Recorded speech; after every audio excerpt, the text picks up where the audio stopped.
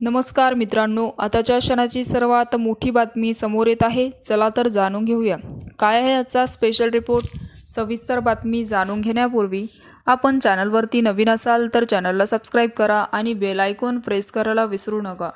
लोकसभेच्या निवडणुकीत जनतेने जर बारामती लोकसभा निवडणुकीत सुनित्रा पवार यांना निवडून आणले नाही तर मी पुन्हा विधानसभेची निवडणूक लढणार नाही, असा शब्दात भर सभेत अजित पवार यांनी बारामतीच्या जनतेला शब्द दिला।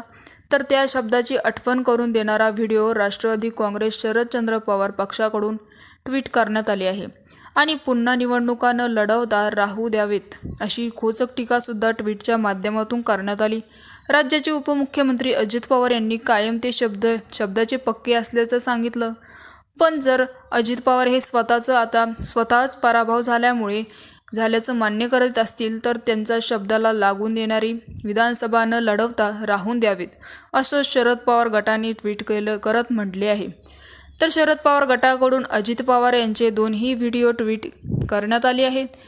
त्यामध्ये पहिला व्हिडिओत अजित पवार हे बारामतीतला पराभव हा माझ्यामुळे झाला असं म्हटले आहे। तर हा व्हिडिओ 5 ऑगस्टच्या भाषणाचा आहे। तर दुसरा व्हिडिओ हा 16 फेब्रुवारीचा आहे। या व्हिडिओमध्ये ते आपण उभ्या केलेल्या उमेदवाराला बारामतीकरांनी मतदान केले नाही तर आपण विधानसभा लढणार नसल्याचे अजित पवार यांनी म्हटले।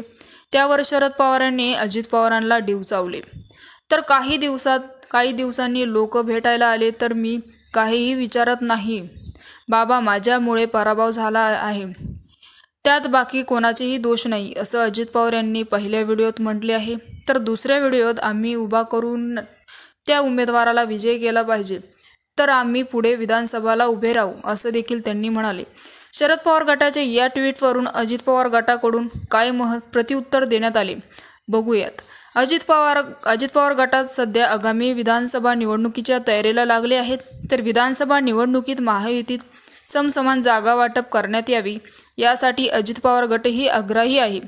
तर मित्रांनो, त्यामुळे आगामी विधानसभेत महायुतीतील महत्त्वाच्या घडामोडी घडण्याची दाट शक्यता आहे।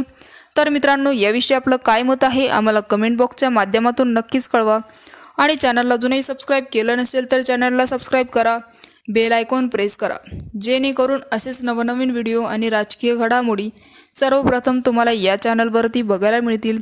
तूर्तास धन्यवाद। जय महाराष्ट्र।